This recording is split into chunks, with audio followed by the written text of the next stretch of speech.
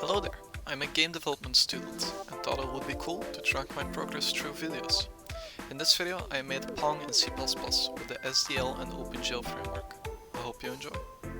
So starting off, I knew that making the collision work would be the most difficult, so of course I procrastinated and did it as last. I made all other components first, like the paddles, and made them controllable.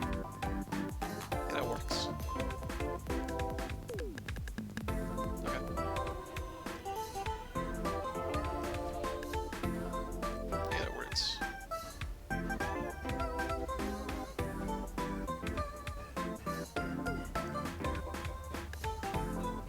Oh god, this is awful.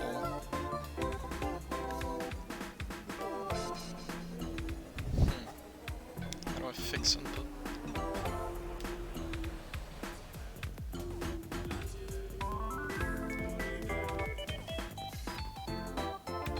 After that I wanted to make the iconic dotted line at the middle. It took me longer than I would like to admit, but eventually I got it working.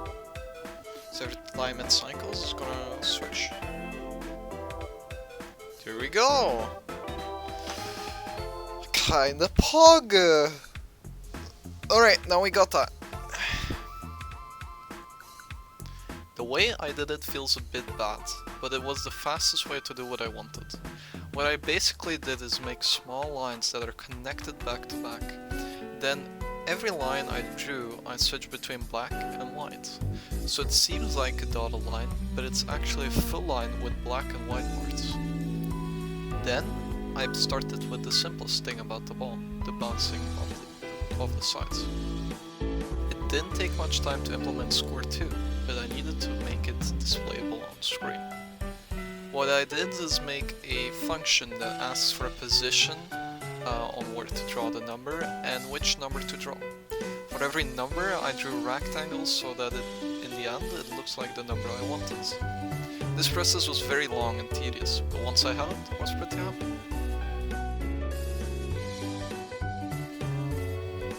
I also wanted to quickly point out that the screen might be looking a bit weird, and this is because of my UV filter. It filters out the light at 1 in the evening or in the morning when it's dark outside and you don't want your screen burning your face off. Sorry if it bothers you. Because I was too lazy to add double digit or even triple digit numbers, I made it so that any score larger than 9 would still display 9. Looking back, I should have definitely implemented bigger numbers, but it is what it is. After this, I had not much left to do but the collision detection. I figured I need to start simple. I started with creating a check if the ball X position is bigger or equal to the second paddle X position.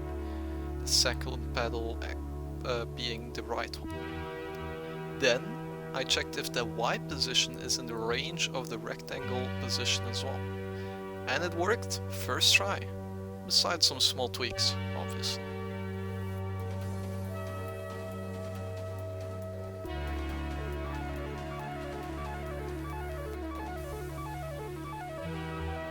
Works.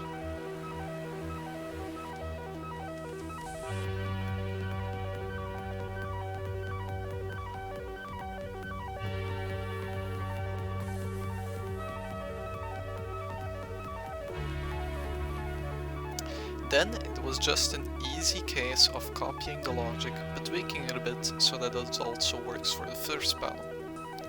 That should do it.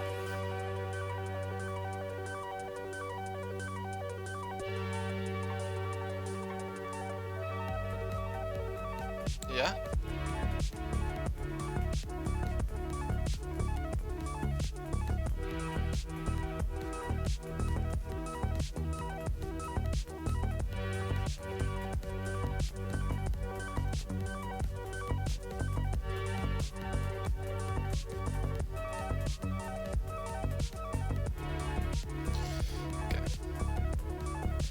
After I had the basics down, I implemented this neat mechanic. Every time the ball touches one of the paddles, the ball speeds up.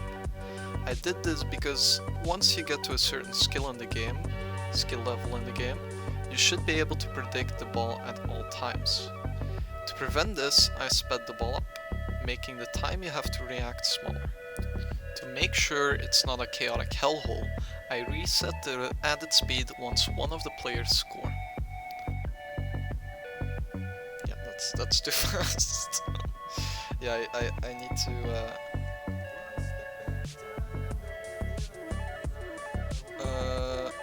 every time that hits the paddle, I think that's cool.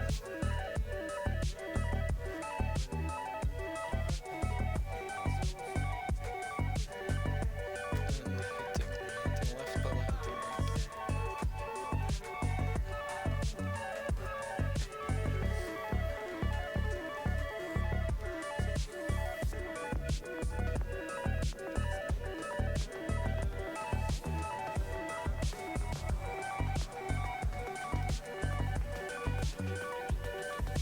That's fun, I like that.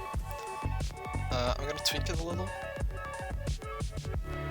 All what was left to do was adding some miscellaneous settings and buttons, making the speed increase toggleable, be able to show major debugging in the console, resetting the score and ball position, and my personal favorite, pausing the game by freezing the ball. I feel like I kinda cheated with this one, because I just disabled two calculations which calculate the increase of movement of the ball. So, that will be it. I hope you enjoyed. This is the final product.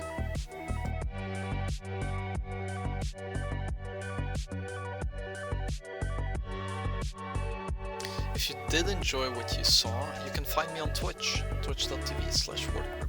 Hope to see you soon.